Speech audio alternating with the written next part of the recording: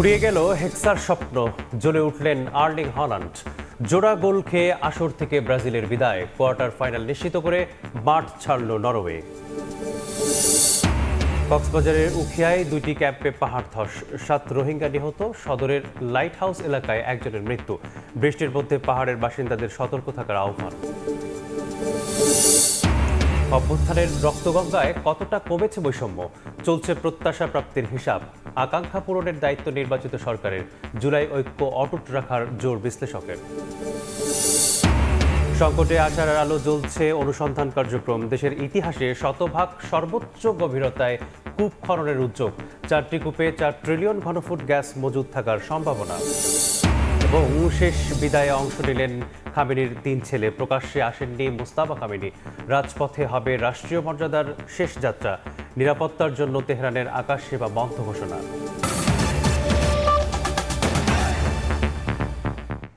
সকালের সময় সঙ্গে আছি আমি মিসবাহুল আলিফ। এবারের বিশ্বকাপে শেষ হলো ব্রাজিলের পথচলা। আর্লিং হল্যান্ডের দানবীয় পারফরমেন্সে উড়ে গেল সেলেসাওরা। জোড়া গোল করে দলকে কোয়ার্টার ফাইনালে নিয়ে গেছেন নরওয়েজিয়ান এই ফরওয়ার্ড। ব্রাজিল হেরেছে 2-1 গোলে। সান্তনার গোলটি করেছেন নেইমার জুনিয়র। গোল্ডেন বুটের রেসে সমান 7 গোল করে মেসি এমবাপের পাশে এখন হল্যান্ড।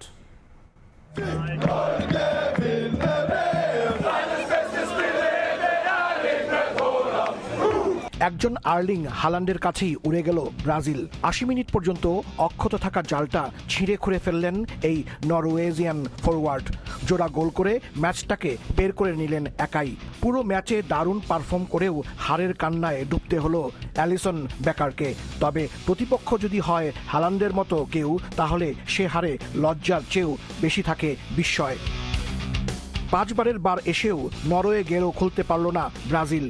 পূর্বসূরীদের মতোই মাথা নিচু করে মাঠ ছাড়তে হলো কার্লো আনচেলত্তিকে। কোয়ার্টার ফাইনালে চলে গেল লায়নরা। ম্যাচটা শুরুতেই শেষ হতে পারত। মেথিয়াস কুনিয়াকে ফাউল করে ব্রাজিলকে পেনাল্টি উপহার দিয়েছিল নরওয়ে, কিন্তু ভিনি কিংবা ক্যাসিমিরো এগিয়ে না এসে সবাইকে অবাক করে শট নেন গিমারেজ। হলুদ জার্সিতে নেয়া প্রথম পেনাল্টিটাই মিস করে বসলেন মিডফিল্ডার। কপাল পুড়ল সেলেসাওদের। এরপর ম্যাচ জুড়ে বল পজিশনে রাখলেও অফ দ্য বলে ব্রাজিলের সামনে হাঁসফাঁস করছিল নরওয়ে। একের পর এক আক্রমণে উঠে ভিনি মার্টিনেল্লিরা, কিন্তু ফাইনাল টাচ আসেনি কারো কাছ থেকেই। উল্টো নাইল্যান্ডের গ্লাভসে বারবার আটকে যায় সব চেষ্টা। বিরতি থেকে ফিরে এন্ড্রিক মাঠে নামলে গতি পায় ম্যাচ, কিন্তু ভিনির বাড়ানো বল থেকে ম্যাচের সবচেয়ে সহজ সুযোগটা কাজে লাগাতে ব্যর্থ হন তিনি। নেইমার নেমেও সুবিধা করতে পারেননি, কখনো পোস্টে, কখনো মিডফিল্ডারদের গায়ে, আর কখনো গোলকিপারের কাছে আটকে যায় ব্রাজিল। পরে যোগ করা সময়ের শেষ সেকেন্ডে একটা পেনাল্টি পেলে নিজের কারিশমা দেখান নেইমার জুনিয়র, কিন্তু ম্যাচ ততক্ষণে শেষ। রেফারির বাঁশি বাজতেই আনন্দে ফেটে পড়ে নিউ জার্সি। উন্মাতাল স্টেডিয়ামে চলে ভাইকিং রো। 28 বছর পর বিশ্বকাপে ফিরে নরওয়ে এখন কোয়ার্টার ফাইনালে। কতদূর আর যেতে পারবে তারা, সেই প্রশ্নের উত্তর মেলবে ফ্লোরিডার মায়ামির হার্ড রক স্টেডিয়ামে 11 জুলাই। সেই পর্যন্তই এখন অপেক্ষা। হাসানুজ্জামান সাকি, সময় সংবাদ, ম্যাটলাইফ স্টেডিয়াম, নিউ জার্সি, যুক্তরাষ্ট্র। নরওয়ের অবিস্মরণীয় জয়ে ধূলিসাৎ হলো ব্রাজিলের হেক্সা মিশনের স্বপ্ন। কোটি কোটি ভক্তদের কাঁদিয়ে বিশ্বকাপ থেকে বিদায় নিল সেলেসাওরা। ঐতিহাসিক জয়ে উচ্ছ্বসিত নরওয়ে ভক্তরা। নিউ জার্সির মেটলাইফ স্টেডিয়াম ছিল কানায় কানায় পূর্ণ। খেলা দেখেছেন বিপুল সংখ্যক বাংলাদেশীও, যদিও ব্রাজিলের খেলা তাদের সবাইকেই হতাশ করেছে। বিস্তারিত জানাচ্ছেন হাসানুজ্জামান সাকি।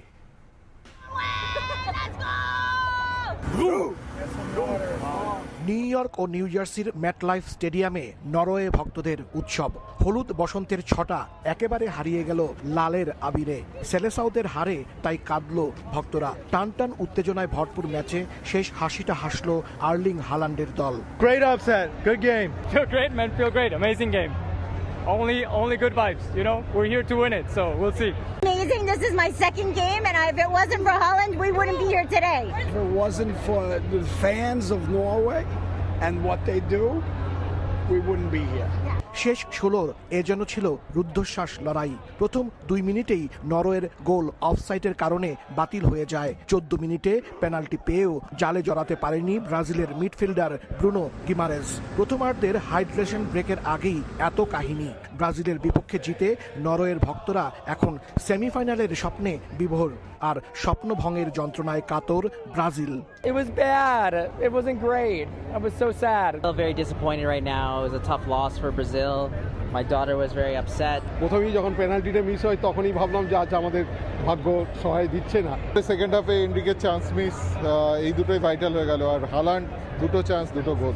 80% দর্শক, ব্রাজিলের সমর্থক, সবার মন ভেঙেছে। তবে আর্জেন্টিনার সমর্থকরা বেজায় খুশি। Vamos Argentina! অসাধারণ লাগতেছে আমার। We're finally out. Brazil's out. Argentina, Messi going to the finals. You already know. এবারের বিশ্বকাপে শুরু থেকেই হট ফেভারিট কিংবা ছন্দে ছিল না ব্রাজিল, কিন্তু তারপরেও রাউন্ড 16তে এসে হ্যাক্সা মিশনের স্বপ্ন দেখেছিল সেলেসাও ভক্তরা। কিন্তু সেই স্বপ্ন গুড়ে বালি, যা কাঁদালো কোটি কোটি ব্রাজিল ভক্তদের। হাসানুজ্জামান সাকি, সময় সংবাদ, New York, New Jersey, MetLife stadium, যুক্তরাষ্ট্র। ব্রাজিলের বিদায়ে হতাশ দেশের সমর্থকরা। ঢাকা, রাজশাহী, রংপুর এবং সিলেট সহ দেশের বিভিন্ন জেলাতে বৃষ্টি মাথায় নিয়ে খেলা দেখেও জয় নিয়ে বাড়ি ফিরতে পারেনি তারা। হারের জন্য এন্দ্রিকের সহজ সুযোগ হাতছাড়া আর ব্রুনো গোমারেসের পেনাল্টি মিসকেই দুষলেন। অবশ্য হেক্সা মিশনের অপেক্ষা বাড়লেও আশাহত নন তারা। এদিকে চিরপ্রতিদ্বন্দ্বীদের বিদায়ে উল্লাসে মেতে উঠেছে দেশের আর্জেন্টাইন সমর্থকরা। প্রার্থনাটা একটা গোলের, বৃষ্টি মাথায় নিয়েও একটু স্বস্তির খোঁজ। যতক্ষণে পূরণ হয়েছে সেই চাওয়া, ততক্ষণে আসর থেকে বিদায় ঘণ্টা বেজে গেছে। বাকি কাজটা রেফারির বাঁশির। অশ্রুসিক্ত চোখ আর হতাশায় অপেক্ষা বাড়ল আরও 4টি বছরের। দেশের আকাশে বেরসিক বৃষ্টি বাধা, কখনো কমে আবার কখনো বাড়ে, ঠিক যেন নরওয়ের বিপক্ষে ব্রাজিলের ভাগ্যের মতো। শুরুতে পেনাল্টি মিস, ম্যাচটা কি এখানেই হারল? উত্তরটা আরও কঠিন করলেন এনরিক, সহজ সুযোগটা বানালেন আক্ষেপ। 67 মিনিটে সিলেসাও ভক্তদের মনের আশার আলো জ্বালিয়ে মাঠে নামেন নেইমার। তবে নেইমি জ্বলে ওঠার আগেই ব্রাজিল সমর্থকদের মনে বজ্রপাত আর্লিং হাল্যান্ডের। 11 মিনিটের ব্যবধানে 2 গোল। প্রথম যেটা টাইফিকের চান্স পেয়েছিল ওটা মিস করেছে, ওখান থেকে হয়তো ব্রাজিলের ব্যর্থতা শুরু হয়েছে। আপনার পরে তো আসলে ব্রাজিল ছন্দহারা হয়ে গেছে, ওই জায়গাতে ম্যাচটা হারছে। কষ্ট লাগতেছে, কারণ যেহেতু আমরা ব্রাজিল সাপোর্ট করি, সেই জায়গা থেকে ব্রাজিল আজকে এরকম একটা উপহার দিবে আমরা বুঝতে পারি নাই। সম্ভাবনা যে সেখানেই শেষ সেটা আর বুঝতে বাকি কই। শেষ দিকে নেইমারের পেনাল্টি কেবলই সান্ত্বনা, তাতে তো আর মন গলার সুযোগ নেই। অশ্রুসিক্ত চোখেই বিদায় জানালেন নেইমারকে। হার তো সবার জন্য একটু কষ্টদায়ক, তারপরও আমি হ্যাপি যে নেইমারের গোল দেখছি, এটাই আমার চাওয়া। প্রত্যেকবারই আশা থাকবে বিশ্বকাপ জয়ের, কিন্তু প্রত্যেকবারই হচ্ছে আমাদের মিস হচ্ছে কোনো না কোনো কারণে। আর মেনলি নেইমারের ইনজুরিটা সবচেয়ে বেশি ইফেক্ট করেছিল 2014 পর থেকে আমাদের। তবে দলটার কাছে চাওয়া এখানেই শেষ নয়। বিশ্বাস পরের বার কার্লো আনচেলত্তির হাত ধরেই আসবে স্বপ্নের হেক্সা। হারলেও ব্রাজিল, জিতলেও ব্রাজিল, এই আশা নিয়ে আসলে শেষ করতেছি। আসলে খেলা তো শেষ হয় না, হয়তো 2030 সালে আবার দেখা হবে এই এক্সামিশনে। এদিকে চির প্রতিদ্বন্দ্বীদের বিদায়ে উল্লাসে মেতে উঠে আর্জেন্টাইন সমর্থকরা। সুযোগ পেয়ে খোঁচা দিতেও ভুল করেননি। তারা হেক্সা মিশন করতে এসে মিশন মিস হেক্সা হয়ে গেছে। হালান্ডের কাছে না এগুলো 10-12টা ভিনিসিয়াস জুনিয়র, নেইমার আসলে কোনো কাজ করে না। ব্রাজিলকে একে হাসি মুখে বিদায় দিয়ে দিল। বিদায় ব্রাজিল।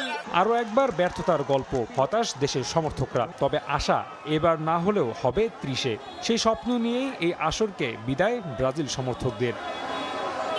রাফি আমিন, সময় সংবাদ, ঢাকা। বিশ্বকাপের মঞ্চে থামল এক কিংবদন্তির পথ চলা। নরওয়ের বিপক্ষে হেরে বিদায় নিল ব্রাজিল, আর মাঠ ছাড়ার আগেই আন্তর্জাতিক ফুটবলকে বিদায় জানালেন নেইমার জুনিয়র। একটা কান্না ভেজা বিদায়, একটা যুগের সমাপ্তি। মেটলাইফ স্টেডিয়ামে যেখানে নেইমারের আন্তর্জাতিক যাত্রা শুরু হয়েছিল, সেখানেই তা শেষ হলো। নরওয়ের কাছে 2-1 গোলে হেরে বিশ্বকাপ থেকে বিদায় নেয়ার পর ব্রাজিলের কিংবদন্তি ঘোষণা দিলেন, আর নয়, এখানেই শেষ।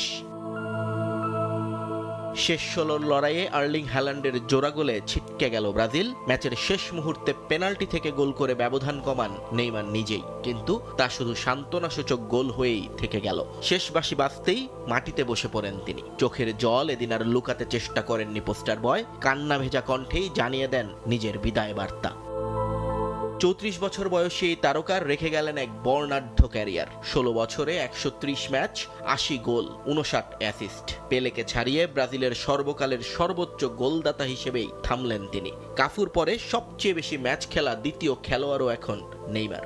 2010 সালে যুক্তরাষ্ট্রের বিপক্ষে অভিষেক ম্যাচেই গোল করে শুরু, আর 2026-এ এসে সেই মেটলাইফেই শেষ পাতা। নেইমারের বিদায়ে একটা প্রজন্মের গল্প থামলো, তবে ব্রাজিল ফুটবলের সামনে এখন নতুন চ্যালেঞ্জ। বিকল্প খুঁজতে হবে নেইমার দা সিলভা সান্তোস জুনিয়রের। নিয়ন মোহাইমেন, সময় সংবাদ। এবার অন্য প্রসঙ্গ। কক্সবাজারে পাহাড় ধসে একই পরিবারের 3 জন সহ 8 জনের মৃত্যু হয়েছে। এই ঘটনায় 4 জনকে জীবিত উদ্ধার করা হয়। ফায়ার সার্ভিস জানায়, রোববার সকাল থেকে রাত পর্যন্ত কক্সবাজারের বিভিন্ন এলাকায় টানা বৃষ্টি হয়। রাত 2টার দিকে উখিয়ার জামতলির 15 নম্বর ক্যাম্পে একটি পাহাড় থেকে মাটি ধসে পড়া শুরু করে। এ সময় কয়েকটি ঘরের মধ্যে পড়লে তাৎক্ষণিক মাটির নিচ থেকে 2 জনকে জীবিত উদ্ধার করা হয়। মৃত অবস্থায় উদ্ধার হয় 3 জন। এছাড়া উখিয়ার 11 নং ক্যাম্পে পাহাড় ধসে 4 জনের মৃত্যুর খবর পাওয়া গেছে। একই সময়ে শহরের লাইট হাউস এলাকায় পাহাড় ধসে আরও একজন বৃদ্ধ মারা গেছেন। এই ঘটনায় আরও 2 জনকে উদ্ধার করা হয়। বর্ষার পাহাড়ের আদিবাসীদের সতর্ক অবস্থায় থাকার আহ্বান জানায় প্রশাসন। পাহাড় ধসের বিষয়ে কক্সবাজার থেকে বিস্তারিত জানাচ্ছেন সহকর্মী সুজাউদ্দিন রুবেল। কক্সবাজারে পাহাড় ধসে এ পর্যন্ত 8 জনের মৃত্যু হয়েছে, যার মধ্যে রোহিঙ্গা ক্যাম্পে 2টি পৃথক পাহাড় ধসে মাটি চাপায় একই পরিবারের 3 জন সহ 7 জন মারা গেছে। আর কক্সবাজার পৌরসভার লাইট হাউস এলাকায় পাহাড় ধসে মাটি চাপায় 1 জনের মৃত্যু হয়েছে। এই পর্যন্ত কক্সবাজারের যে উখিয়া ক্যাম্প রয়েছে, উখিয়া ক্যাম্প 11-তে আমরা লক্ষ্য করছি বিপুল সংখ্যক মানুষ, যেখানে পাহাড় ধসে একই পরিবারের 4 জন যেখানে মৃত্যু হয়েছে সেখানে জড়ো হয়েছেন, উৎসুক জনতা ভিড় করেছেন। সেখানে আমরা লক্ষ্য করছি উদ্ধার কর্মী থেকে শুরু করে এখানকার স্থানীয় কমিউনিটির যারা নেতৃবৃন্দ রয়েছে, তারা রাতে 1টার দিকে যখন পাহাড় ধসে পড়ে 5 জন তখন মাটি চাপা পড়ে, সেখান থেকে 4 জনকে মৃত অবস্থায় পাওয়া যায়। 1 জনকে জীবিত উদ্ধার করা হয়েছে, যাকে হাসপাতালে ভর্তি করা হয়েছে। অপরদিকে ক্যাম্প 15-তে পাহাড় ধসে একই পরিবারের 3 জনের মৃত্যু হয়েছে। সেই 3 জনকে রাত 1টার দিকে যখন প্রচন্ড বৃষ্টি হচ্ছিল সেই সময় পাহাড় ধসে পড়ে, তারপর মাটি চাপা পড়ে। এরপর ফায়ার সার্ভিসকে খবর দেওয়া হয়। ফায়ার সার্ভিসের 2টি ইউনিট প্রায় 4 ঘন্টা চেষ্টা চালিয়ে মাটির তলদেশ থেকে 2 জনকে মৃত অবস্থায় উদ্ধার করেছে। এছাড়াও স্থানীয় যারা রোহিঙ্গা রয়েছে তারাও কিন্তু একই ঘটনায় আরেকজনকে মৃত অবস্থায় উদ্ধার করেছে। সব মিলিয়ে পাহাড় ধসের ঘটনায় সেখানে 3 জন মারা গেছে এবং ক্যাম্প 11-তে পাহাড় ধসে 4 জনের মৃত্যু হয়েছে। সব মিলিয়ে এখন পর্যন্ত 8 জনের মরদেহ উদ্ধার করছে ফায়ার সার্ভিস সহ রোহিঙ্গারা। কক্সবাজারে যে লাইট হাউস এলাকায় পাহাড় ধসে পড়েছে সেখানে আলী আকবর নামে 50 বছর বয়সী এক ব্যক্তি মাটি চাপা পরে স্থানীয়রা উদ্ধার করে হাসপাতালে নিয়ে গেলে তাকে সেখানে কর্তব্যরত চিকিৎসক মৃত ঘোষণা করে। বর্তমানে কক্সবাজার সদর হাসপাতালের মর্গে রাখা হয়েছে।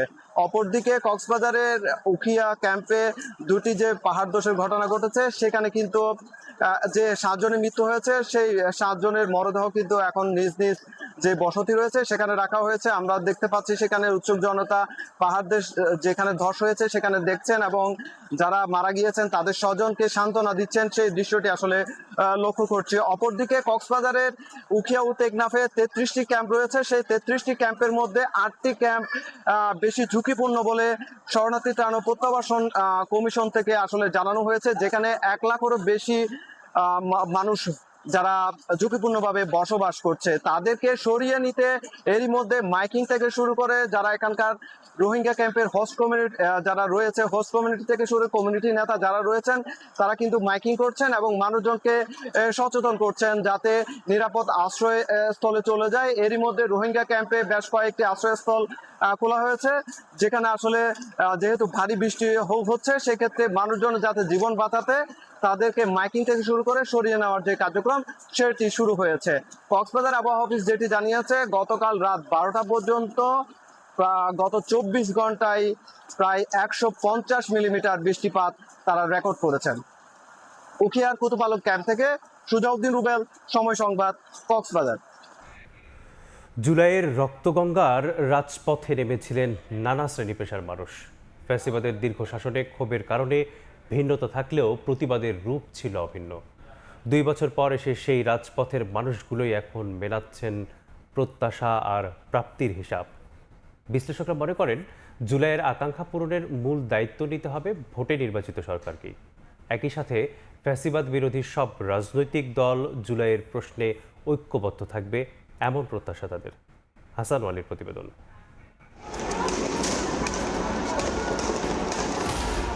রক্তাক্ত রাজপথে লাখো জনতা, ছাত্র, কৃষক, শ্রমিক, রাজনৈতিক কর্মী কিংবা নিতান্ত সাধারণ মানুষ।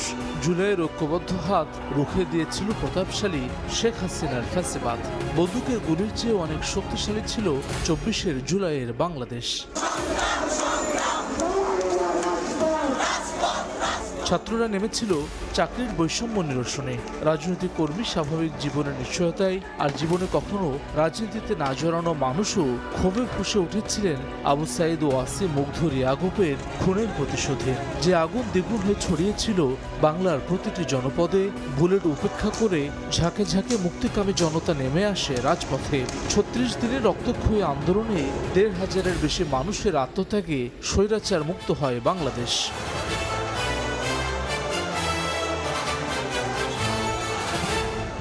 সংবাদপত্রের বিক্রয়কর্মী জাহাঙ্গীর, রিকশা শ্রমিক সুজন, শিক্ষার্থী কানিজার আলভি, লাখো মানুষের মধ্যে ছিলেন তারাও। দীর্ঘ ফ্যাসিবাদের শাসনে ক্ষোভের কারণে ভিন্নতা থাকলেও ঠিকই খুঁজে নিয়েছিলেন রাজপথকে। স্বৈরাচার বিরোধী প্রত্যেকটা আন্দোলনে আমি নিজে সক্রিয়ভাবে স্ব-ইচ্ছায় আমি ওখানে অংশগ্রহণ করেছি। আমার সামনে অনেক মানুষ মারা গেছে, আমিও 1 সেকেন্ডের জন্য গুলি খাই নাই। আমাদেরকে বলা হয়েছিল যে তোমাদের তো রক্ষা নাই, তোমাদের হচ্ছে যে শেখ হাসিনা তো তোমাদেরকে ছাড়বে না। আমরা এই কথাগুলোকে পাত্তা নেইনি, যে যা হবে হবে, আমাদের দেয়ালে পিঠ থেকে গেছে। স্বৈরাচারের বিরুদ্ধে, অন্যায়ের বিরুদ্ধে আমি একটা সম্মান জানিয়েছি ছাত্রদের। আওয়ামী লীগের বট বাহিনী তারা জেনে আপনার যে বিশ্রী ভাষায় জুলাইকে নিয়ে করতেছে, তা আমি যেটা মনে করি তারা ভুল সিদ্ধান্ত নিতেছে। হাজার হাজার ভাই বোন আমাদের শহীদ হলো, তাদের যে আকাঙ্ক্ষাটা, সে আকাঙ্ক্ষার একটা বাংলাদেশ বাস্তবায়ন হবে। কিন্তু আমরা আজকে হতাশ হয়েছি, আমরা আজকে দেখতে পাচ্ছি যে আমাদের জুলাই সনদ এখন পর্যন্ত বাস্তবায়ন হয় নাই। জুলাই গণঅভ্যুত্থানে 2 বছর পর এসব মানুষ এখন হিসাব মেলাচ্ছেন প্রত্যাশার প্রাপ্তির। দেয়াল জুড়ে থাকা গ্রাফিতি আর বাতাসে ভেসে আসা স্লোগান মনে করিয়ে দেয় উত্তাল সেই দিনগুলোর কথা। 24 জুলাই গণঅভ্যুত্থানে জীবন বাজি রেখে রাজপথে নেমে আসা নানা শ্রেণী পেশার মানুষদের স্বপ্ন ছিল নতুন এক বৈষম্যহীন বাংলাদেশের। 2 বছর পর ঠিক একটি প্রশ্ন, সেই গন্তব্যে কতটা পৌঁছালো বাংলাদেশ?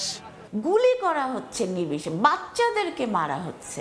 জুলাইয়ের উত্তাল দিনে শিক্ষার্থীদের পাশে দাঁড়িয়েছিলেন ঢাকা বিশ্ববিদ্যালয়ের শিক্ষক গীতিয়ারা নাসরিন। তার মতে, প্রত্যাশার প্রাপ্তির মেলবন্ধন ঘটাতে উদ্যোগী হতে হবে সরকারকেই।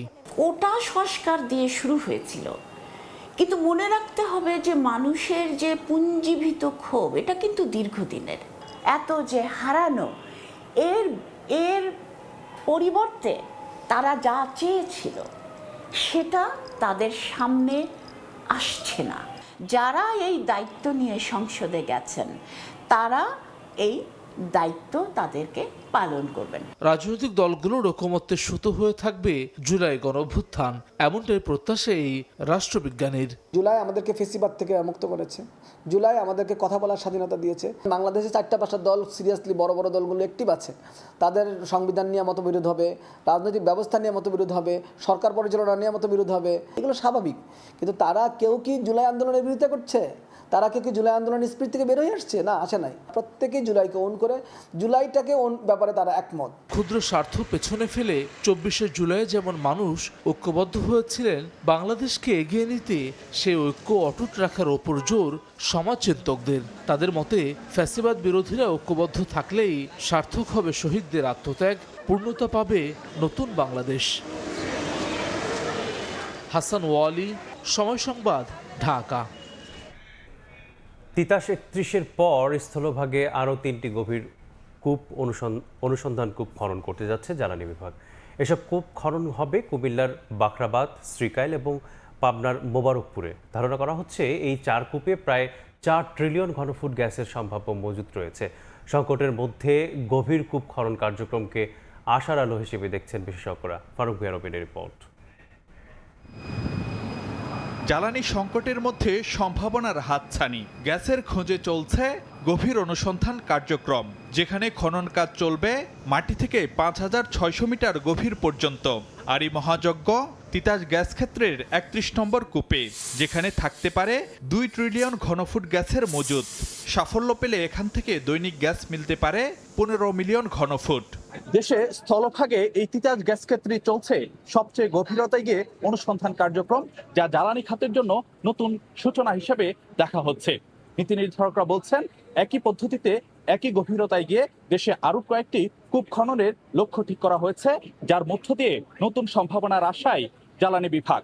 প্রকল্প সংশ্লিষ্টরা জানাচ্ছেন, তিতাস ৩১ কূপ খননের পর একই রিগ বা খনন যন্ত্র যাবে কুমিল্লার বাখরাবাদে। সেখানে খনন কাজ চলবে ৪,৩৬০ মিটার গভীরতায়, যেখান থেকে দৈনিক গ্যাস মিলতে পারে প্রায় ১০ মিলিয়ন ঘনফুট হারে। এরপর কুমিল্লার শ্রীকাল ও পাবনার মোবারকপুরে কূপ খনন চলবে ৬,০০০ মিটার গভীরতায়। সব মিলিয়ে তিতাস সহ ৪টি গভীর অনুসন্ধান কূপে প্রায় ৪ ট্রিলিয়ন ঘনফুট গ্যাসের মজুদ থাকার সম্ভাবনা দেখছে জ্বালানি বিভাগ। জ্বালানি সিকিউরিটি এনশিওর করতে গেলে আপনাকে এই এক্সপ্লোরেশনে যেতেই হবে। পুরোপুরি আমদানি নির্ভর হয়ে থাকলে এরকম যুদ্ধ পরিস্থিতিতে কি হতে পারে, এটা আমরা এবার লক্ষ্য করেছি। ফলে আমাদের এক্সপ্লোরেশনটা অব্যাহত রাখতেই হবে, এছাড়া কোনো বিকল্প নেই। জ্বালানি সংকটের মধ্যে গভীর অনুসন্ধান কূপ খনন কার্যক্রমকে আশার আলো হিসেবে দেখছেন বিশেষজ্ঞরা। তবে এক্ষেত্রে সতর্ক থাকতে হবে কারিগরি নানা চ্যালেঞ্জের বিষয়ে। হাই প্রেশার জোন আছে আমাদের, সেই হাই প্রেশার জোনে ড্রিলিং করাটা খুব ডিফিকাল্ট, এবং আমাদের দেশে এখন পর্যন্ত হাই প্রেশার জোন ক্রস করে কোনো ড্রিলিং কিন্তু হয়নি। তাহলে এখানে ড্রিলিংয়ের সবচেয়ে বড় চ্যালেঞ্জ হলো হাই প্রেশার জোনে খুব সতর্ক থেকে ড্রিলিং করতে হবে। ডিপ ড্রিলিং হচ্ছে, যেটা আগে কখনোই হয় নাই, এগুলো খুবই ভালো, এগুলো চালিয়ে যেতে হবে, এগুলার টাকার যেন ঘাটতি না হয়। দেশে সাধারণত কূপ খনন হয়ে থাকে ২.৫ থেকে ৪,০০০ মিটার গভীর পর্যন্ত। কেবল ফেঞ্চুগঞ্জে খনন হয়েছে সর্বোচ্চ ৪,৯৭৭ মিটার গভীরতায়। ফারুক ভিয়া, রবিন, সময় সংবাদ, ঢাকা। রাজধানীর তেজগাঁও শিল্পাঞ্চল এলাকায় চুরি করা বিদ্যুৎ সংযোগে গড়ে তোলা একাধিক অটোরিকশার অবৈধ চার্জিং পয়েন্ট বিচ্ছিন্ন করেছে ডিএমপির ট্রাফিক বিভাগ ও ডিপিটিসি। মধ্যরাতের অভিযানে বিচ্ছিন্ন করা হয় অবৈধ বিদ্যুৎ সংযোগ, জব্দ করা হয় মিটার এবং চার্জিংয়ের সরঞ্জাম, পাশাপাশি জব্দ করা হয় অবৈধ অটোরিকশাও। এই ঘটনায় সংঘবদ্ধ চক্রের দৌরাত্ম্যকে দুষছে ডিপিটিসি। জড়িতদের বিরুদ্ধে কঠোর আইনি ব্যবস্থার হুঁশিয়ারি পুলিশের। রাস্তার পাশে গাছের সঙ্গে বসানো হয়েছে সার্কিট ব্রেকার, নেওয়া হয়েছে বৈদ্যুতিক মিটারও। ফুটপাত দখল করে এভাবে চোরাই পথে বিদ্যুৎ সংযোগ নিয়ে রাজধানীর তেজগাঁও শিল্পাঞ্চল এলাকায় গড়ে উঠেছে অটোরিকশার অবৈধ চার্জিং পয়েন্ট। ফুটপাত দখল করে গড়ে তোলা এই অবৈধ চার্জিং পয়েন্টে রোববার মধ্যরাতে অভিযান চালায় ঢাকা মহানগর পুলিশের ট্রাফিক বিভাগ ও বিদ্যুৎ বিতরণ কোম্পানি ডিপিডিসি। এ সময় অবৈধ চার্জিং পয়েন্টগুলোর বিদ্যুৎ সংযোগ বিচ্ছিন্ন করা হয়, জব্দ করা হয় মিটার, চার্জিং সরঞ্জাম এবং কয়েকটি অটোরিকশাও। ডিপিডিসির কর্মকর্তারা বলছেন, সংঘবদ্ধ চক্রের দৌরাত্ম্যের কারণে বারবার অভিযান চালিয়েও অবৈধ সংযোগ নিয়ন্ত্রণ করা যাচ্ছে না। প্রতিনিয়ত এই অভিযান চালাচ্ছি এবং দেখা যাচ্ছে যে কেটে নিয়ে যায়, পরে আবার লাগায় নেয়। আমরা এই কারণে ঊর্ধ্বতন কর্তৃপক্ষকে অভিহিত করা হয়েছে, তারই সম্মিলিত হিসেবে যৌথ অভিযান। বিদ্যুৎ চুরির সঙ্গে জড়িত ব্যক্তিদের বিরুদ্ধে আইন অনুযায়ী কঠোর ব্যবস্থার হুঁশিয়ারি দিয়েছে পুলিশ। যারাই অবৈধভাবে এই গ্যারেজ, রিকশার গ্যারেজ এবং এই রিকশার চার্জিং পয়েন্ট বসিয়েছে, তাদের বিরুদ্ধে আইন অনুযায়ী আমরা ব্যবস্থা গ্রহণ করব। বিদ্যুৎ চুরির সাথে সম্পৃক্ত যত রকমের উপাদান আছে সেগুলো আইন অনুযায়ী আমরা জব্দ করব। অভিযানে কাউকে আটক করতে পারেনি আইন শৃঙ্খলা বাহিনী। রাজধানীতে চলাচল করা অবৈধ অটোরিকশার বিরুদ্ধেও নিয়মিত অভিযান অব্যাহত থাকার কথাও জানিয়েছেন ডিএমপির কর্মকর্তারা। যারা অবৈধভাবে এই চার্জিং পয়েন্ট পরিচালনা করছেন তাদেরকে আমরা এখানে পাইনি। দিন মোহাম্মদ সাব্বির, সময় সংবাদ, ঢাকা। দক্ষিণাঞ্চলে বুক থুবড়ে পড়েছে গ্রামীণ স্বাস্থ্যসেবার অন্যতম প্রধান কেন্দ্র কমিউনিটি ক্লিনিক। বরিশাল বিভাগের ১১০০ ক্লিনিকের বেশিরভাগের বেহাল দশা। কোথাও জরাজীর্ণ ভবন, কোথাও আবার ঝোপঝাড়ে বাসা বেঁধেছে বিষধর সাপ, আবার কোথাও তদারকির অভাবে খোলাই হয় না ক্লিনিক। সঙ্গে যোগ হয়েছে ওষুধ সংকটও। যদিও সেবার মান বাড়াতে সরকারের পরিকল্পনা রয়েছে বলে জানাচ্ছে স্বাস্থ্য বিভাগ। অপূর্ব রিপোর্ট। পলেস্তারা খসে খসে পড়ছে। যে কোনো সময় বড় ধরনের দুর্ঘটনা, দেখে মনে হতে পারে একদম পুরনো কোনো একটি ভবনের মধ্যে রয়েছি, কিন্তু এটি বরিশালের চিকিৎসা সেবা কেন্দ্র। শুনলে আশ্চর্য হতে হবে, কমিউনিটি ক্লিনিকটি বরিশাল শহরের মধ্যেই কাশীপুরে। এখানে চেয়ার টেবিল সবই আছে, তবে চেয়ারের এই হচ্ছে দশা। এই চেয়ারই বসতে হয় রোগীদের। চিকিৎসক বসেন এই ভেতরটাতে, এবং চিকিৎসক সহ এখানকার রোগীরা অভিযোগ করেছেন সামান্য বৃষ্টিতেই হাঁটু পানি হয়, সাপ আসে, পোকামাকড় আসে, বিদ্যুৎ বিচ্ছিন্ন থাকে সারা মাস জুড়েই, আর তার মধ্যেই এই কমিউনিটি ক্লিনিকে চলে চিকিৎসা সেবা। আমরা এ বিষয়ে আজ বিস্তারিত জানাবো আপনাদেরও। এটি কোনো পরিত্যক্ত ভবন নয়, বরিশাল নগরীর ইছাখাটি কমিউনিটি ক্লিনিক কেন্দ্র। ওষুধ সহ নানা সংকটে ঝুঁকি নিয়ে চলে এখানকার স্বাস্থ্য সেবা। শুধু ইছাখাটিই নয়, বিভাগের 1000-এরও বেশি কমিউনিটি ক্লিনিকেরই একই দশা। স্থানীয়রা বলছেন সেবা নিতে এসে ভোগান্তি পোহাতে হচ্ছে তাদের। এটা একটা স্বাস্থ্যকর কমপ্লেক্স, কিন্তু এখানে স্বাস্থ্যের কোনো বিদ্যুৎ, চতুর্দিকে নোংরা, ওষুধ থাকে না, আবার বলে আপনারা টাকা নিয়ে আসেন না, কারেন্ট নাই, তারপরে আলমারি দরকার, ওষুধ দিয়া ইঁদুরে কাটে। বর্ষাকালে ছাদ থেকে পানি পড়ে, ছাদের উপরে কোনো মেরামত হয় না। এটা মেরামত করার একটা পরিকল্পনা যে সেটাও নেয় না কোনো। আমাকে যদি বরিশাল যাওয়া লাগে 200 টাকা 250 টাকা ভাড়া দিয়ে, তাহলে কমিটি ক্লিনিকে আমার কোনো উপকার হইলে। পিছনে বাগান তলায় গেলে এই ক্লিনিকে পানি ওঠে, আর এখানে কারেন্টের কোনো ব্যবস্থা নাই, বাথরুমের কোনো ব্যবস্থা নাই। সংকটের চরম রূপ দেখা যায় ঝালকাঠির 93টি ক্লিনিকেও। 20 বছর আগে বনাঞ্চল ঘেরা নিচু জমিতে ক্লিনিকগুলোর নির্মাণের পর হয়নি আর কোনো সংস্কার, ফলে এগুলো এখন রূপ নিয়েছে এক একটি ভুতুড়ে বাড়িতে। ভবন সংকটের সঙ্গে এখানে যোগ হয়েছে বিষধর সাপের আতঙ্ক। সাপের জন্য আমি এখানে খুব আতঙ্কে আছি। এখানে আমার জনগণ আমার এই ফ্লোর করিয়ে দিয়েছে, আমি কিন্তু এখনো ভিতরে বসতে পারি না ভয়তে। এখানে কোনো উন্নয়নই হয় নাই, ওই বিল্ডিং একটা করে রাখছে বা 20 বছর আগে ওই রকমই। আমরা ঊর্ধ্বতন কর্তৃপক্ষের কাছে লিখেছি যে আমাদের কমিউনিটি ক্লিনিক যেগুলি আছে, যেগুলি বেহাল অবস্থায় আছে, সেগুলি পুনঃসংস্কারের জন্য। এদিকে উপকূল ঘেরা বরগুনার কমিউনিটি ক্লিনিকগুলোতে সংকট যেন আরও এক ধাপ এগিয়ে। সদর উপজেলার খাজুরতলা স্বাস্থ্যসেবা কেন্দ্রটি বেশিরভাগ সময় থাকে তালাবদ্ধ। অভিযোগ রয়েছে কোনো তদারকি না থাকায় এমন পরিস্থিতি তৈরি হয়েছে। এগো তো থাকা উচিত 4টে পর্যন্ত অনেক সময় থাকে না, ডাক্তার ঠিক মতন আসে না, এটা বন্ধই থাকে। আমাদের 137টা কমিউনিটি ক্লিনিক পুরা জেলাতে, তো অনেকগুলোই জরাজীর্ণ আছে। তো আমাদের বিভিন্ন এনজিওস যেগুলো তারা নিজেরা দায়িত্ব নিয়েই কিছু রেনোভেশন কাজ করেছে, বিশেষ করে তালতলি এবং আমতলিতে। যদিও সেবার মান বাড়াতে সরকারের পরিকল্পনার কথা জানান বিভাগীয় স্বাস্থ্য কর্মকর্তা। সরকারের হয়তো প্ল্যান আছে যে স্যাকমো দিয়েও ভবিষ্যতে এটা চালাইতে পারে। সে অর্থাৎ একটা একটা ইউনিট করবে যেখানে আরও সেবার মান ভালো হবে। আমার মনে হয় এটা সরকারের প্ল্যান, আমরা যেটা শুনতে পেয়েছি। আর একটা জিনিস হলো এদের রিপেয়ার কাজ, কিছু কিছু রিপেয়ারেবল, সেগুলো রিপেয়ার চলমান আছে। স্বাস্থ্য বিভাগের তথ্য মতে বরিশাল বিভাগে কমিউনিটি ক্লিনিকের সংখ্যা 1117টি, যার বড় অংশই ব্যবহারের অনুপযোগী হলেও সরকারি নথিতে প্রায় সবগুলোই সচল। অপূর্ব অপু, সময় সংবাদ, বরিশাল। পিরোজপুরে গত 24 ঘন্টায় নতুন করে ডেঙ্গু আক্রান্ত হয়ে জেলার বিভিন্ন হাসপাতালে ভর্তি আছেন 23 জন। বর্তমানে 49 জন ডেঙ্গুতে আক্রান্ত হয়ে জেলার বিভিন্ন হাসপাতালে চিকিৎসা নিচ্ছেন। ডেঙ্গু পরিস্থিতির সর্বশেষ খবর জানাতে জেলা হাসপাতাল থেকে যুক্ত হচ্ছেন সহকর্মী জিয়াউল হক জিয়া। পিরোজপুরে দিন দিন ডেঙ্গু রোগীর সংখ্যা বৃদ্ধি পাচ্ছে। গত 24 ঘন্টায় 13 জন নতুন করে ডেঙ্গুতে আক্রান্ত হয়। পিরোজপুর জেলা হাসপাতাল সহ বিভিন্ন উপজেলা স্বাস্থ্য কমপ্লেক্সে ভর্তি হয়েছে। বর্তমানে পিরোজপুর জেলা হাসপাতাল সহ যে অন্যান্য যে হাসপাতালগুলি রয়েছে বা উপজেলা স্বাস্থ্য কমপ্লেক্স রয়েছে, এখানে আসলে ডেঙ্গুতে আক্রান্ত হয়ে 49 জন রোগী চিকিৎসা নিচ্ছে। আমরা সিভিল সার্জনের সাথে কথা বলে জানতে পেরেছি বর্তমানে এই যে 49 জন রোগী পিরোজপুর জেলা হাসপাতাল সহ বিভিন্ন হাসপাতালে ভর্তি রয়েছেন। অধিকাংশ রোগী পার্শ্ববর্তী জেলা বাগেরহাটের মোরলগঞ্জ এবং কচু উপজেলা থেকে তারা আক্রান্ত হয়, পিরোজপুরে আসলে চিকিৎসা নিচ্ছে।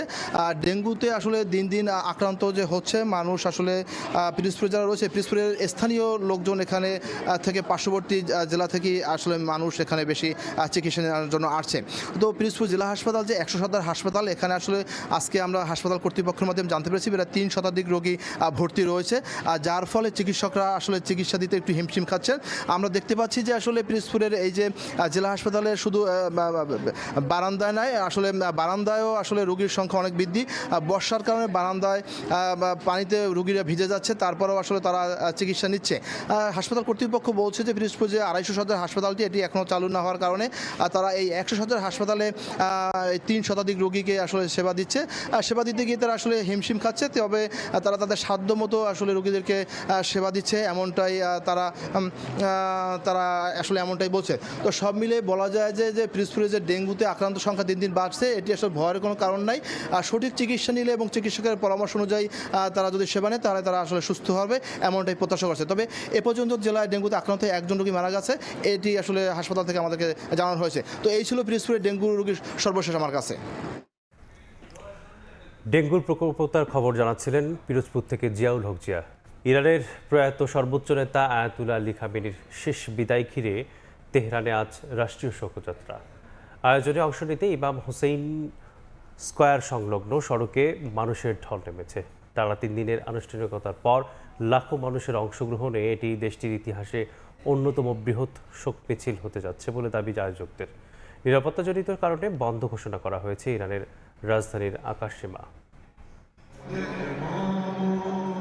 তেহরানের গ্র্যান্ড মুসাল্লা প্রাঙ্গণে শেষ হয়েছে আয়াতুল্লাহ আলী খামেনির জানাজা। সেখানে সর্বসাধারণের শ্রদ্ধা নিবেদনের জন্য রাখা হয় প্রয়াত সর্বোচ্চ নেতা ও তার পরিবারের সদস্যদের মরদেহ। সোমবার তেহরানের রাজপথে অনুষ্ঠিত হবে রাষ্ট্রীয় মর্যাদার বিশাল শেষ যাত্রা। এরপর শোক আয়োজনের অংশ হিসেবে তার মরদেহ ইরানের বিভিন্ন শহরের পাশাপাশি প্রতিবেশী ইরাকেও নেওয়া হবে। আল্লাহু আকবার। শোকের আয়োজনে অংশ নেয়া লাখো মানুষ আমেরিকা ও ইসরায়েল বিরোধী স্লোগান দেন। একই সঙ্গে মার্কিন ইসরায়েলি হামলায় খামেনি ও দেশটির শীর্ষ কর্মকর্তারা নিহত হওয়ার ঘটনায় প্রতিশোধের দাবিও তোলেন তারা। রাজনীতি বিশ্লেষকরা মনে করছেন ইরান এ আয়োজনকে কেবল ধর্মীয় শোকানুষ্ঠান নয়, বরং জাতীয় ঐক্য, প্রতিরোধ এবং রাষ্ট্রীয় সংহতির দৃষ্টান্ত হিসেবে তুলে ধরছে। সেই বিদায়ে বাবার কফিনের পাশে জানাজায় অংশ নেন খামেনির 3 ছেলে। তবে নতুন সর্বোচ্চ নেতা আয়াতুল্লাহ মোজতবা খামেনি অনুষ্ঠানে প্রকাশ্যে উপস্থিত হননি। বিভিন্ন প্রতিবেদনে বলা হয়েছে হামলায় আহত হওয়ার পর তিনি নিরাপত্তাজনিত কারণে এখনও জনসমক্ষে আসছেন না।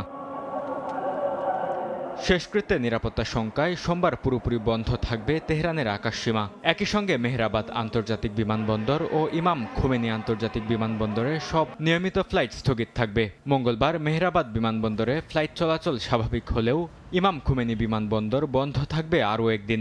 এছাড়া 9 জুলাই চূড়ান্ত দাফন উপলক্ষে মাশহাদের আকাশসীমা ও শহীদ হাশেমিনাজাদ আন্তর্জাতিক বিমানবন্দরের কার্যক্রমও সাময়িকভাবে বন্ধ থাকবে। তবে মাশহাদগামী ফ্লাইট ছাড়া দেশের অন্যান্য অঞ্চলে বিমান চলাচল স্বাভাবিক থাকবে বলে জানিয়েছে কর্তৃপক্ষ। বরকতুল্লাহ, সময় সংবাদ। তীব্র তাপপ্রবাহের মধ্যেই ইউরোপ জুড়ে ভয়াবহ রূপ নিয়েছে দাবানল। গ্রিস, ফ্রান্স, স্পেন ও পর্তুগালে হাজার হাজার হেক্টর বনভূমি পুড়ে ছাই। ধ্বংস হয়ে গেছে ঘরবাড়ি এবং শিল্প কলকারখানাও। কোথাও কোথাও স্থানীয় বাসিন্দারা দমকল বাহিনীর সঙ্গে আগুন নেভানোর চেষ্টা করছেন। জলবায়ু পরিবর্তনের প্রভাবে ইউরোপে দাবানলের ঝুঁকি আরও বাড়তে পারে বলে সতর্ক করছে বিশেষজ্ঞরা। গ্রিসের দ্বিতীয় বৃহত্তম শহর থাসালোনিকির উত্তরাঞ্চলে শুরু হওয়া দাবানল নিয়ন্ত্রণে হিমশিম খাচ্ছে কর্তৃপক্ষ। আগুন দ্রুত ছড়িয়ে পড়ে বনাঞ্চল ও কৃষি জমিতে, এমনকি শিল্প এলাকায় পুড়ে যায় 2টি কারখানা। আগুন নিয়ন্ত্রণে কয়েকশো দমকল কর্মীর পাশাপাশি বিশেষায়িত বন অগ্নি নির্বাপন ইউনিট, বিমান ও হেলিকপ্টার মোতায়েন করা হয়েছে। এ ঘটনায় এক প্রবীণ ব্যক্তিকে আটক করেছে পুলিশ। তার গাড়ি থেকে বের হওয়া স্ফুলিঙ্গ থেকেই আগুনের সূত্রপাত বলে অভিযোগ করা হয়। ফ্রান্সের দক্ষিণ পশ্চিমাঞ্চলেও দ্রুত ছড়িয়ে পড়েছে দাবানল। স্পেন সীমান্ত ঘেঁষা পারপিনিয়া অঞ্চলে প্রায় 1,500 হেক্টর এলাকা পুড়ে গেছে। পরিস্থিতি নিবিড়ভাবে পর্যবেক্ষণ করছে কর্তৃপক্ষ। আগুনের প্রভাব পড়তে পারে বিশ্বের অন্যতম মর্যাদাপূর্ণ সাইক্লিং প্রতিযোগিতা ট্যুর ডি ফ্রান্সেও। আয়োজকরা জানান প্রয়োজন হলে 3য় ধাপের রুট পরিবর্তন কিংবা প্রতিযোগিতা স্থগিতের সিদ্ধান্ত নেওয়া হতে পারে। স্পেনের কাতালোনিয়া অঞ্চলে চলমান কয়েকদিনের ভয়াবহ দাবানল এখন অনেকটাই নিয়ন্ত্রণে। 2300 হেক্টরের বেশি এলাকা ক্ষতিগ্রস্ত হলেও রক্ষা পেয়েছে অধিকাংশ আবাসিক এলাকা। 7টি বাড়ি ও একটি গুদাম আগুনে ক্ষতিগ্রস্ত হয়। নিরাপদে ফিরে আসতে শুরু করেছেন স্থানীয় বাসিন্দারা। তাদের ভাষ্য, দমকল বাহিনীর দ্রুত ও সমন্বিত পদক্ষেপ বড় ধরনের প্রাণহানি ও ব্যাপক ক্ষয়ক্ষতি ঠেকাতে গুরুত্বপূর্ণ ভূমিকা রেখেছে। একই চিত্র পর্তুগালেও। উত্তরাঞ্চলের ছোট শহর সার্কুসা সংলগ্ন এলাকায় দাবানলে পুড়ে গেছে 11,000 হেক্টরের বেশি বনভূমি। আগুন নিয়ন্ত্রণে স্থানীয় বাসিন্দারাও দমকল কর্মীদের সঙ্গে সরাসরি অংশ নিচ্ছেন। কেউ পানি ও পানীয় সরবরাহ করছেন, আবার কেউ ট্রাকে বসানো পাইপ দিয়ে আগুন নেভানোর চেষ্টা করছেন। ইউরোপ জুড়ে চলমান তীব্র তাপপ্রবাহ ও শুষ্ক আবহাওয়া দাবানলকে আরও ভয়াবহ করে তুলছে বলে সতর্ক করেছেন বিশেষজ্ঞরা। বরকতুল্লাহ, সময় সংবাদ। তারকা ডিফেন্ডারদের অপ্রত্যাশিত পারফরম্যান্স এবং গুরুত্বপূর্ণ ফুটবলারদের ইনজুরি, এই দুই কারণেই বিশ্বকাপে ভরাডুবি হয়েছে ব্রাজিলের। এছাড়া ভুল সময়ে পেনাল্টি মিস কিংবা গোলের সুযোগ হাতছাড়া করার বিষয়গুলো তো থাকছেই। সব মিলিয়ে হেক্সা জয় করতে এসে ব্রাজিলের আরও একটি বিশ্বকাপ শেষ হলো মাঝপথে। কেন রাউন্ড অফ 16 থেকেই বাদ ব্রাজিল? যুক্তরাষ্ট্র থেকে তাই ব্যাখ্যা দিতে চেষ্টা করেছেন SM ইকবাল। মার্কিন যুক্তরাষ্ট্রে ব্রাজিলের যে হেক্সা মিশন সম্পন্ন হচ্ছে না সেটা জানতেন কার্লো অ্যানচেলোত্তি নিজেই। শুধু অ্যানচেলোত্তি নন, ব্রাজিলের 56% মানুষের ভরসা ছিল না এই দলের প্রতি যে তারা বিশ্বকাপ জিতবে। এদের মধ্য থেকে 46% মনেই করেননি যে এই দলটা কোয়ার্টার ফাইনালের গণ্ডি পেরোতে পারে। তবে 27 থেকে 35% কিন্তু ঠিকই ভরসা ছিল ব্রাজিল হয়তোবা তাদের ষষ্ঠ বিশ্বকাপ শিরোপা জিতে গেলেও জিতে যেতে পারে। তবে কার্লো অ্যানচেলোত্তির ভাবনাতে এমনটা ছিল না। ব্রাজিলের এবারের যে স্কোয়াড, তাদের কিন্তু মিডফিল্ডটা মোটামুটি দুর্দান্ত ছিল। আক্রমণ ভাগে ভিনিসিয়াস তো অসাধারণ, প্রথম ম্যাচগুলোতে অসাধারণ পারফরমেন্স করেছেন। যদিও একটা জায়গায় ঘাটতি ছিল, সেটা কোনো না কোনো ভাবে ব্রাজিল উতরে গেছে, কিন্তু রক্ষণে যে গ্যাপ, সেই গ্যাপটা কিন্তু ঠিকই ছিল। এখন অনেকে বলতে পারেন যে ব্রাজিলের এই দলটার রক্ষণে আসলে গ্যাপটা কোথায়। আমি এর আগেও বলেছিলাম যে সেন্টার ব্যাক পজিশনে গ্যাব্রিয়েল মাগালেস আর মার্কিনিউস, এই দুইজনের কিছুটা ঘাটতি আছে। প্রথম যেই গোলটাতে আর্লিং হাল্যান্ডের গোলে নরওয়ে লিড নেয়, এখানে কিন্তু স্পষ্টভাবে দেখা গেছে মাগালেস দাঁড়িয়ে আছেন বা চেষ্টা করেননি। আমরা জানি বডি ফিটনেসের কারণে হাল্যান্ড আলাদা একটা অ্যাডভান্টেজ পান, কিন্তু তাকে প্রতিহত করার বা তাকে বডি কন্ট্যাক্টে হোক বা যেভাবে হোক প্রতিহত করার যে চেষ্টা, সেটা কিন্তু মাগালেসের কাছ থেকে দেখা যায়নি। ইনফ্যাক্ট তার পাশে মার্কিনিউস ছিলেন, তিনি অনেকটা নিষ্প্রভ ছিলেন। এবং সেকেন্ড গোলটা, অর্থাৎ 90 মিনিটে যে গোলটা হলো, মোটা দাগে হাল্যান্ডকে তারা অফার করেছেন বক্সে অর্থাৎ পোস্টে কিক করার জন্য। অ্যাজ এ রেজাল্ট ব্রাজিলকে এবারের বিশ্বকাপে রাউন্ড অফ 16-এই তাদের হেক্সা মিশনটা শেষ করতে হলো। এখন পর্যন্ত ব্রাজিলের অ্যাটাকিং মিড বা প্লে মেকিং যে পজিশন, সেই পজিশনটায় লুকাস পাকেতা ছিলেন আউটস্ট্যান্ডিং, দুর্দান্ত, কিন্তু তাকে ছাড়াই কিন্তু ব্রাজিলকে আজকে মাঠে নামতে হচ্ছে এবং তার যে অভাবটা সেটা হারে হারে টের পেয়েছে। ব্রাজিলিয়ান ফুটবল ভক্তদের আরো একটু অপেক্ষা করতেই হচ্ছে, কেননা তাদের হেক্সা জয়ের যেই সময়সীমাটা, এটা 2 যুগ পেরিয়ে এখন প্রবেশ করছে 28 বছরে। সে পর্যন্ত আসলে অপেক্ষা করা ছাড়া এই মুহূর্তে আর কিছুই করার নেই বিশ্বকাপের সবচেয়ে সফল দলের সমর্থকদের। SM ইকবাল, সময় সংবাদ, যুক্তরাষ্ট্র। বিশ্বকাপ মিশন শেষে দেশে ফিরে বিরচিত সংবর্ধনায় সিক্ত নবাগত কেপ ভার্দে ফুটবল দল। রাজধানী প্রায়াতে বিমান অবতরণের পর সাধারণ জনগণ ঢাক ঢোল পিটিয়ে ভোজিনিয়াদের স্বাগত জানান। রাস্তায় দেশটির পতাকা, প্রিয় দলের জার্সি পরে উচ্ছ্বাস প্রকাশ করেন তারা। প্রথমবার বিশ্বকাপের মতো সবচেয়ে বড় আসরে আটলান্টিকের বাসিন্দা কেপ ভার্দে। গ্রুপ পর্ব সহ 4 ম্যাচের কোনোটিতেই জয় না পেলেও হার কেবল একটিতে, তাও আবার রাউন্ড অফ 32 নকআউট পর্বে ভোজিনিয়াদের স্বপ্নের তারকা লিওনেল মেসির আর্জেন্টিনার বিপক্ষে। বিশ্বকাপ মিশন শেষ, তবে তাদের যাত্রাটা কেবল শুরু। সৌদি আরব, উরুগুয়ে ও স্পেনের বিপক্ষে পারফরমেন্স, বিশেষ করে গোলরক্ষক ভোজিনহার দুর্ভেদ্য দুর্গ ভাঙতে না পারার গল্প বহুদিন মনে রাখবে মানুষ। আর্জেন্টিনার কাছে 3-2 গোলে বিদায় নিয়েও তারা গর্বিত। রাজধানী প্রায়ায় অবতরণের পর দলকে বিরচিত সংবর্ধনা দেওয়া হয়। কেপ ভার্দে ফুটবল ফেডারেশনের আয়োজিত এই অনুষ্ঠানে হাজারো সমর্থক অংশ নিয়ে ঐতিহাসিক এই দলের প্রতি শ্রদ্ধা জানান। দলের দেশে ফেরার দিনটি ছিল কেপ ভার্দের স্বাধীনতা দিবস, যা প্রতি বছর 5 জুলাই উদযাপিত হয়। ফলে সংবর্ধনাটি আরও বিশেষ তাৎপর্য পায়। দলের আগমনের আগে ফেডারেশনের সমর্থকদের জাতীয় দলের নীল জার্সি পরে এবং দেশের পতাকা হাতে নিয়ে রাজধানীর শোভাযাত্রায় অংশ নেয়। নেলসন ম্যান্ডেলা আন্তর্জাতিক বিমানবন্দর থেকে শুরু হওয়া শোভাযাত্রাটি প্রাইয়া শহরের ঐতিহ্যবাহী লেম ফেরেইয়া, ফাজেন্ডা, ভিলা নোভা, আচাদা দে সান্তো আন্তেনিও, প্রাইনহা, কেব্রা কানেলা এলাকাগুলো অতিক্রম করে। পুরো শহর জুড়ে এটি পরিণত হয় এক বিশাল গণ উৎসবে। এই সংবর্ধনা প্রমাণ করে এবারের বিশ্বকাপ অভিযানে দেশটির ফুটবল ইতিহাসে কতটা গভীর ছাপ রেখে গেছে। একই সঙ্গে ব্লু শার্টসদের এই প্রজন্মকে কেপ ভার্দের ফুটবল ইতিহাসের অন্যতম প্রজন্ম হিসেবে প্রতিষ্ঠিত করেছে। আগামী 4 বছর পর 24তম আসরের জন্য নতুন রূপে আরও আগ্রাসী হয়ে ফেরার স্বপ্ন কেপ ভার্দের। আব্দুল্লাহ শাফি, সময় সংবাদ। টেস্টে হোয়াইট ওয়াশ হওয়ার পর টাইগারদের সামনে এবার ওয়ানডের চ্যালেঞ্জ। 3 ম্যাচ সিরিজের প্রথম ওয়ানডেতে জিম্বাবুয়ের বিপক্ষে মাঠে নামবে বাংলাদেশ। দুপুর 1টায় মাঠে গড়া ম্যাচটি। হারারাতে অনুশীলনে ঘাম ঝরিয়েছে পুরো স্কোয়াড। অধিনায়ক মিরাজের মতে দায়িত্ব নিয়ে খেললেই জয় সম্ভব। পাকিস্তানকে ঘরের মাঠে টেস্টে হোয়াইট ওয়াশ করার পরই জিম্বাবুয়ের কাছে ইনিংস ব্যবধানে হার। এই বাংলাদেশ দল আনপ্রেডিক্টেবল। মাত্র 3 দিনে টেস্টে হারের পর লড়াইটা এখন সাদা বলে। এখানেও ব্যাকফুটে টাইগাররা। 4 বছর আগে কাতার বিশ্বকাপের সময় জিম্বাবুয়ের কাছে ওয়ানডে সিরিজ হেরেছিল বাংলাদেশ। আবারও ফুটবল বিশ্বকাপের মৌসুমে জিম্বাবুয়ে সফর করছে টাইগাররা। 3 দিনে টেস্ট হারা দলের সামনে এবার চ্যালেঞ্জটা প্রিয় ফরম্যাটে। শেষ 5 ওয়ানডে সিরিজের 4টিতে জয় পেয়েছে টাইগাররা। আর 2023-এর মার্চের পর ঘরের মাঠে কেবল 2 সিরিজ জয় জিম্বাবুয়ের। তবুও আত্মবিশ্বাসী তারা। নতুন ক্যাপ্টেন রিচার্ড এনগারাভার নেতৃত্বে দলে ফিরেছেন ইনোসেন্ট কায়া।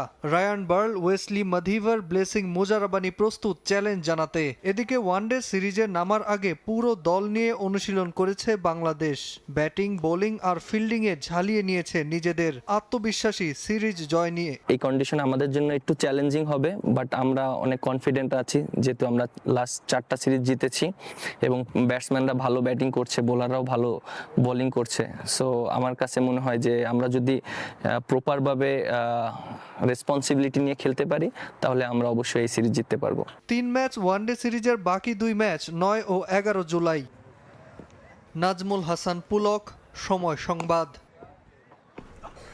নতুন রূপে সেজেছে কীর্তনখোলা নদী তীরের কবি জসীমউদ্দিন দাস স্টেডিয়াম। প্রায় 65 কোটি টাকার আধুনিকায়ন প্রকল্পের কাজ এখন শেষ পর্যায়ে।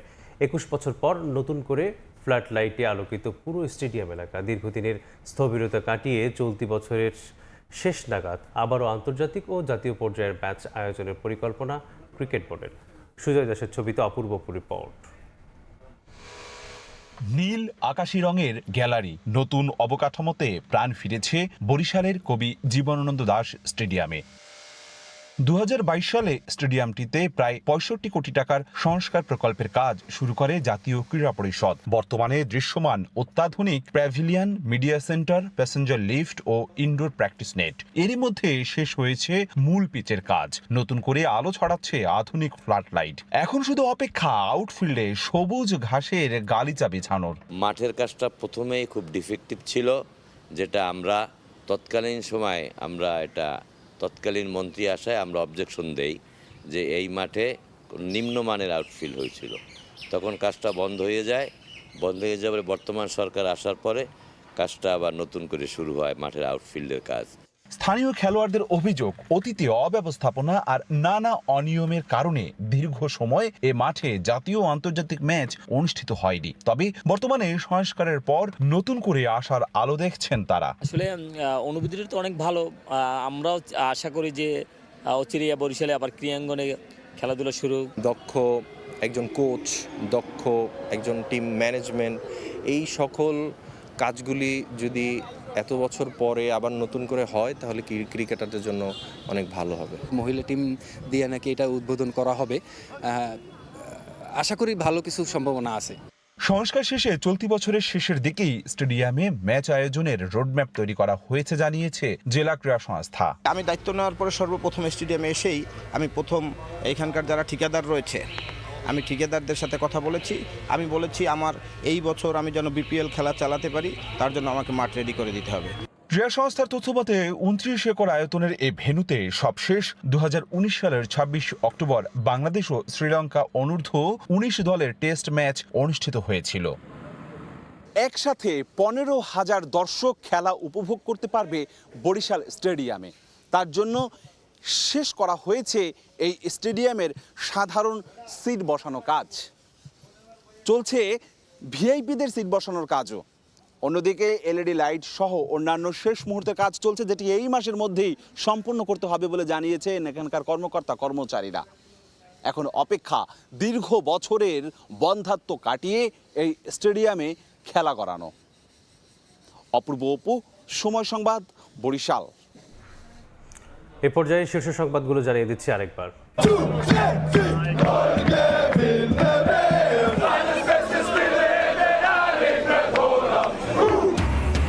গুড়িয়ে গেল হেক্সার স্বপ্ন, জ্বলে উঠলেন আর্লিং হালান্ড। জোড়া গোল খেয়ে আসর থেকে ব্রাজিলের বিদায়, কোয়ার্টার ফাইনাল নিশ্চিত করে মাঠ ছাড়ল নরওয়ে। কক্সবাজারের উখিয়ায় 2টি ক্যাম্পে পাহাড় ধস, 7 রোহিঙ্গা নিহত। সদরের লাইট হাউস এলাকায় একজনের মৃত্যু, বৃষ্টির মধ্যে পাহাড়ের বাসিন্দাদের সতর্ক থাকার আহ্বান। এবং শোকানুষ্ঠান শেষে আজ খাবেরির রাষ্ট্রীয় শোভাযাত্রা, ইমাম হোসাইন স্কয়ারের মানুষের ঢল। সবচেয়ে বড় জনসমাগমের প্রত্যাশা, বন্ধ তেহরানের আকাশসীমা।